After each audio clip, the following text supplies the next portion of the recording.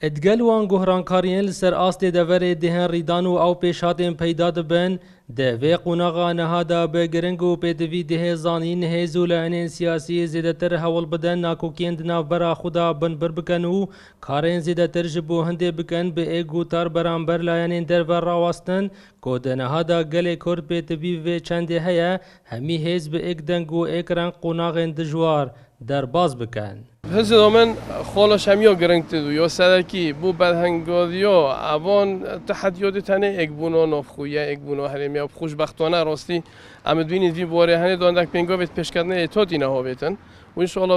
وقتی که نزدیک دو اوی چپده هنه اکی خورستی بینین یعنی نافخویه هرمی. اونا غدا پیتویا ملت کرد همی یک ریزی پاریزن همی لایان سیاسی ببنا یک دنگ یک هلویست بوها ریدانا کا پیشخط اکا چه بیتن لسر ملت کرد جبر کو وقونا غدا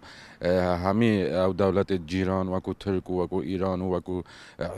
عراق جدا شیعه و سنه همی بوینا دجمنیت کردا کرد جی تیویک و تارها بیتن کردستان نه ملک شخصی که کردستان ملک هر خلقی که کردستان اندا بجیتن و کس بلا خونه که تا خدا نوی کردستان همی لایان سیاسی پیک و یک بریار بدن یک و تارها بیتن دجی و پیشات نوکب سری ملت کرده. ام برخدین چو همی لایت عراق و ایران و ترکی و همی بونه ایک سر باره هند آریشا و مشکله و نویونت با بینو دو بله اکو مثلا کردی هات یا گوره همی بونه ایک افریقای و پیوست سا کرده همی لایانت کردی جی ایک بن و ایک هلویست بن و خوراگر بن